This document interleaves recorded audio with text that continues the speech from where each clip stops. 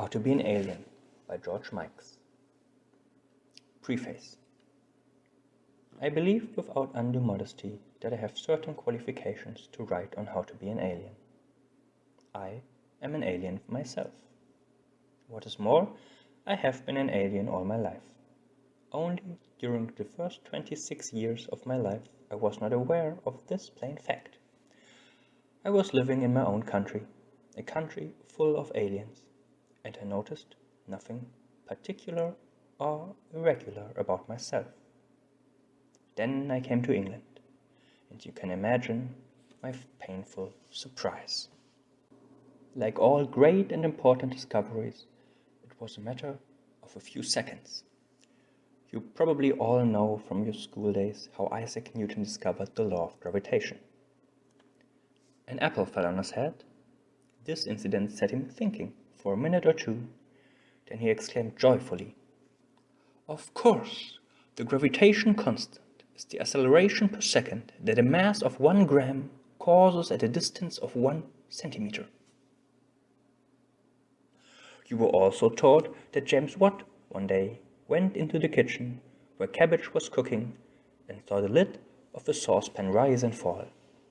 "Now let me think," he murmured. "Let me think." Then he struck his forehead and the steam engine was discovered. It was the same with me, although circumstances were rather different. It was like this. Some years ago I spent a lot of time with a young lady who was very proud and conscious of being English. Once she asked me, to my great surprise, whether I would marry her. "No," I replied, "I will not. My mother would never agree to my marrying a foreigner."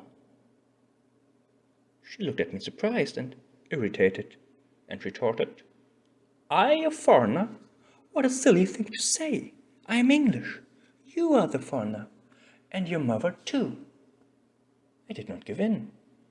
"In Budapest too?" I asked her. "Everywhere," she declared with determination. "Truth does not depend on geography.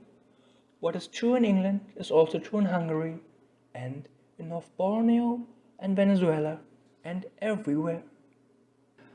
I saw that this theory was irrefutable, as it was simple. I was startled and upset, mainly because of my mother, whom I loved and respected.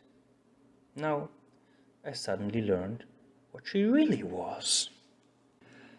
It was a shame and bad taste to be an alien, and is no use pretending otherwise. There's no way out of it. A criminal may improve and become a decent member of society. A foreigner cannot improve. Once a foreigner, always a foreigner. There is no way out for him. He may become British. He never become English. So it is better to reconcile yourself to the sorrowful reality. There are some noble English people who might forgive you. There are some magnanimous souls who realize that it is not your fault, only your misfortune. They will treat you with condescension, understanding, and sympathy. They will invite you to their homes, just as they keep lapdogs and other pets. They are quite prepared to keep a few foreigners. The title of this book, How to Be an Alien, consequently expresses more than it should. How to be an alien? One should not be an alien at all. There are certain rules, however, which have to be followed if you want to make yourself as acceptable and civilized as you possibly can. Study these rules. Imitate the English. There can be only one result. If you don't succeed in imitating them, you become ridiculous. If you do, you become even more ridiculous.